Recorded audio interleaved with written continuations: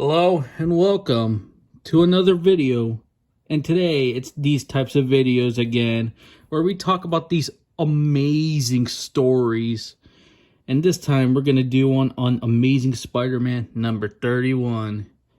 And it's been a while since I've done one of these. The last one I believe was on issue 26 of Amazing Spider-Man.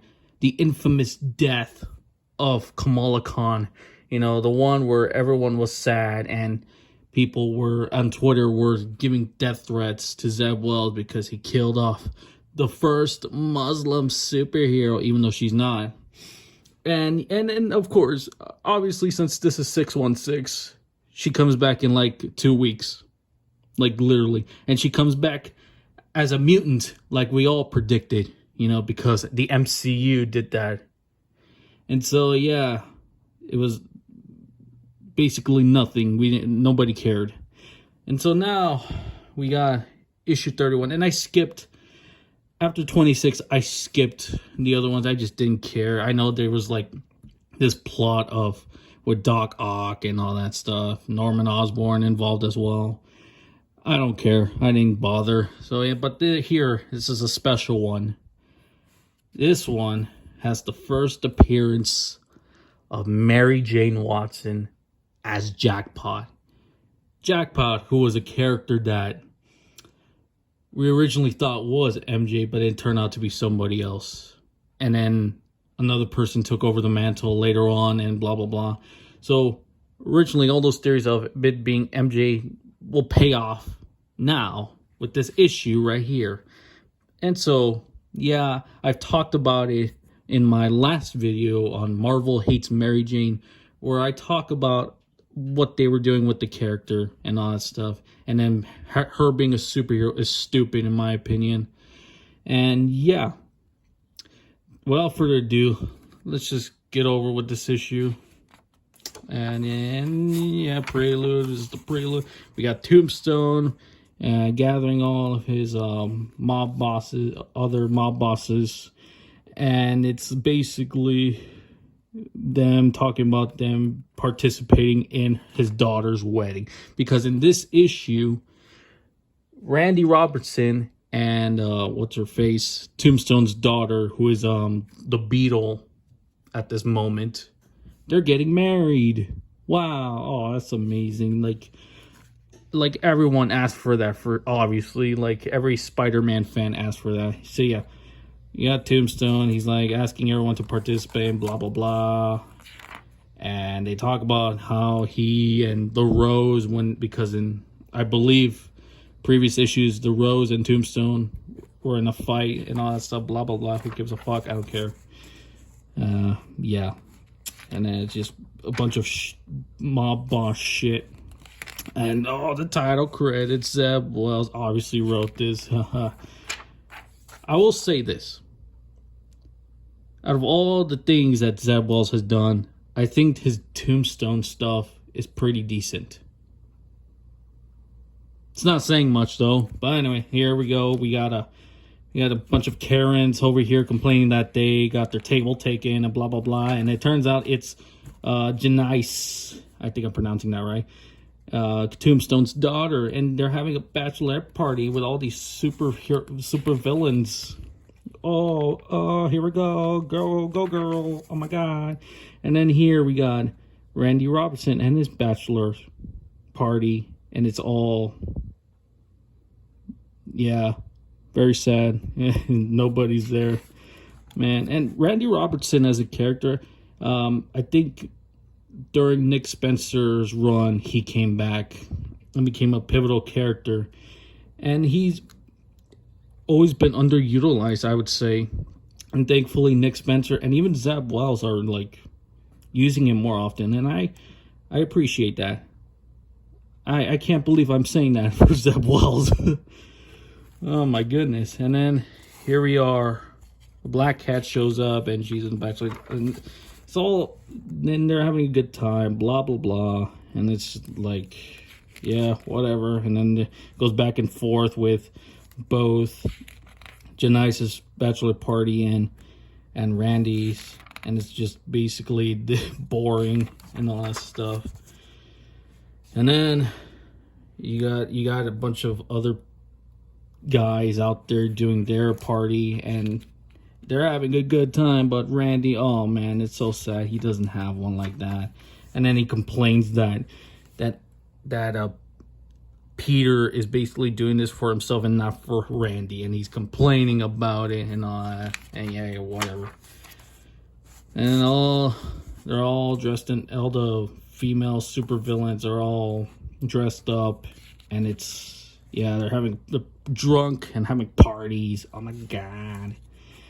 And then we got a conversation with Beetle and Black Cat, and they're like, wow, like talking about, I don't know, like about their relationships and how they handle nice guys, because they're the bad girls. And then we get to another conversation. Like, oh my god, like this book is just boring. Like all of this, and then we get a conversation with Black Cat and Peter, and they break up for now, obviously, and it's just boring. Like all of it is just okay. It's Randy and Denise getting married. That's that. Who gives a shit? Like, I'm just skipping through it because it's just boring reading this. So yeah, we get to chapter 2, and this is the wedding. We got Peter, who is the what was it? What is he like? He's the best man, I think it was. Yeah, he's the best man for Randy. And he's obviously like seating everyone, like Aunt May, and then there's Betty, and then Hammerhead. He sits down, Hammerhead, and all that stuff, and all the mob bosses. And yeah, they think there's gonna be a riot or whatever. Somebody's gonna interfere with the wedding, blah blah blah. And we got this nice little moment with Robbie Robertson and all that stuff with his son, and it's fine. Then a bunch of talking, blah blah blah, and then you got the wedding starting, and Tombstone is walking his daughter. Wholesome right there. And then, oh no, spider sense, and then this guy shows up. I actually don't know who this guy is. Who is he? Well, who cares? And it's just some random thug. And then he goes after Tombstone, and he shoots him, and then it turns out the bullets hurt him, and he's bleeding, and oh my god. Oh no, Tombstone. Who gives a fuck? Oh man, just me talking about this is boring. Like, I'll just skip through. Tombstone almost gets killed. Spider-Man saves the day. Hammerhead, like, betrays Madame Mascari. I think that's her name. I can't remember. But yeah, blows her up and dies. Very Hammerhead thing to do. And then blah blah blah. Spider-Man fights the bad guy and he escapes. End of story. And then Peter goes back to Aunt May to make sure she's fine, and that's that. That's the story. And it's fucking boring. But we're not here. I'm not here just to talk about that. Oh no, there's more. And you're looking at it right now. Ms. Marvel is back. And it's basically just recapping. And even here in the lettering thing, it says, even Nick Lowe, who is the editor for Spider-Man, even says that the weddings are boring. And it proves that this book is just boring. So aside from that, there's more stuff to talk about aside just the wedding. So you got here a conversation with Peter and Ms. Marvel, because Kamala Khan died in a Spider-Man book because her books don't sell. So it just shows you that Kamala Khan does not sell books. And yeah, so basically having a conversation on what happened during issue 26, and she's acting all hyper and shit. Oh my god, what is this face? Like, look at that. Oh my goodness, it's horrible. I gotta get rid of it. Yeah, bring back the Sharpie action.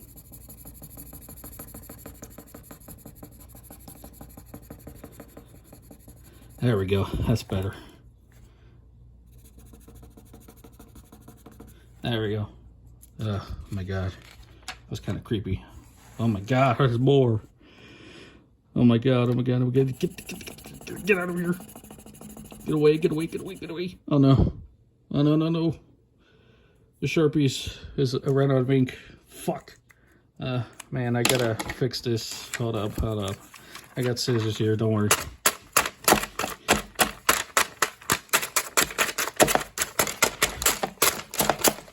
Oh, okay. It's not working. Oh. Terrible art, man. Horrible. Anyway, I'll finish that later. But anyway, yeah. Kamala finds out that Peter reveals that he's his identity, blah blah blah, and she freaks out obviously. But yeah, that's pretty much it. Oh, she's an X-Men, by the way. As I mentioned in the beginning, she's an X-Men. She's a mutant. You know, she died and then came back and became a mutant. Obviously, we knew that was going to happen. So yeah, blah blah blah. Oh my god. Tom Holland right here. Look at that. And again, that face looking at you, dead eye. Look at that. But anyway, yeah, that was horrendous. Now we get to Doc Ock, and this is written by, of course, Dan Slott, who blocked me on Twitter, by the way. I mean, he's blocked everybody on Twitter. I don't know how he does it, but he did. But yeah. So yeah, this is basically Doc Ock, you know, he's trying to solve an equation and blah, blah, blah. And it's just basically a setup for Superior Spider-Man, because they announced that Superior Spider-Man is coming back. Because of course they can't do anything with Doc Ock because they have no idea at this point. So, I mean, yeah. And then, oh, fuck. I thought we were gonna get through this issue with no Paul, but no, unfortunately, here he is. And unfortunately, I can't use the Sharpie anymore, so, I mean, gotta use the scissors. And yeah, blah, blah, blah. You just I gotta get rid of him, you know, he's ruining the whole entire book, even though this book was kind of boring anyway. But this, my goodness. Can't do it. Fuck. It's too much. Whatever. Whatever. That's whatever. But yeah, they're in therapy. They're in couples therapy. And they're grieving over the kids because they disappeared in issue 26. Thank goodness. But yeah, they're like grieving over the kids' loss because they disappeared, blah, blah, blah. MJ is on the news because she used her powers and she hates that. I tore it up, but you could see her ripping it. And oh man, they're sleeping together. Oh, that's wholesome. You know, it's not Peter, but whatever. Yeah, at this point, fuck it, I guess. And then Black Cat shows up and gives her a new costume. And this is where we finally get to see MJ as Jackpot, and it's right here. Like I have nothing to say at this point. I've already said it in my last video, so yeah, that's what's gonna happen, because she need no man. And then we get to this, and it's Taskmaster, and it's what the fuck. Okay, I don't understand why they keep on bringing Spider-Woman into Spider-Man related stuff. She has nothing to do with Spider-Man, nothing related to Spider-Man, nothing at all. I don't understand why she keeps getting involved in these like Spider-Verse crossovers. So like, yeah, I don't get it. So basically, she interrogates Taskmaster and asks him for the names of all the people that she's after. And she's after them because she's looking for a baby. Because if you remember, she got pregnant and had a baby. And yeah. And if I remember correctly, she died but then got erased by Spider-Man Noir in a Spider-Verse event. I don't remember. I didn't read it because I didn't give a fuck. So yeah. Like all this, me just talking, I'm already getting bored. Like this is just boring. And then we get this. I don't actually know much about this. Someone can tell me what this is. But yeah, it's basically, I got confused a little bit. I was like, what the hell is this? But essentially just a setup for Spider-Boy. Because they're going after Spider-Boy. And it's just, okay. But yeah, and then, of course, it's written by, guess again, Dan Slott. Because, of course, he wrote this. And this is actually not a bad read right here. This is basically just a story of a guy that that likes to get rescued by superheroes. He started with the Fantastic Four. He liked getting rescued by the Fantastic Four. And then the Thing scared him off and decided to have Spider-Man save him most of the time. So you could see a montage of him saving Spider-Man saving this guy. And then the Human Torch, of course, says that you know, he's been doing this a lot. And so they find a way to get rid of him. And so basically it's the Human Torch dressed up as Spider-Man, pretending to be Spider-Man, and he's like pissed about it, and he just leaves. And then they get rid of him, but he gets his eye on Daredevil, and now he's going after Daredevil. Oh my goodness. It's not a terrible read, actually. And then here, it's just a bunch of crap. It's just a Spider-Man and a goose. Who gives a fuck? And then here, second to last, this is setting up, of course, the next issue of Zeb Wells' run, where it's just the Goblin Queen and Kraven, and they're having sex. So, I mean, yeah, go Kraven, I guess. I don't remember what happened to Calypso. I think she died. Someone can say in the comments. I don't remember. But yeah, they have sex, and that's setting up for the next issue. So, yeah, I think that... Oh, wait. No. We got one more thing. So here is basically a setup for Spider-Man Reign 2. So it's a sequel to Spider-Man Reign, which is basically Dark Knight Returns ripoff. And I don't understand why they're making a sequel to this. I might do a video on Spider-Man Reign at some point in the future. We'll have to see. That depends. But yeah, they're making a sequel, and I don't understand why. So, yeah, that's pretty much it. This book sucks. It's just not even... It's just boring at this point. Like, yeah, you have all the shocking moments, like Kamala Khan's death, and of course the shocking moment of MJ being with this other dude, and it's just... But at this point, all of it is just boring. That's what comics are nowadays. They're just boring. They're not entertaining. None of it's just... Yeah. Oh my god, this book pisses me off. Fuck you. Fuck this book. This fucking book.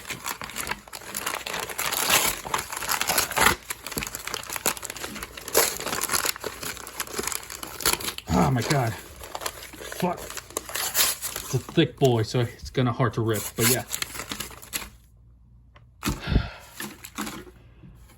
At least there was some entertaining thing about it.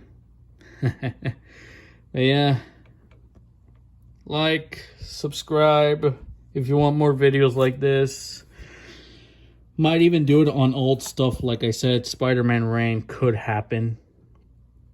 And maybe other iconic storylines in the future from... But yeah. Like and subscribe. Yeah. Like and subscribe.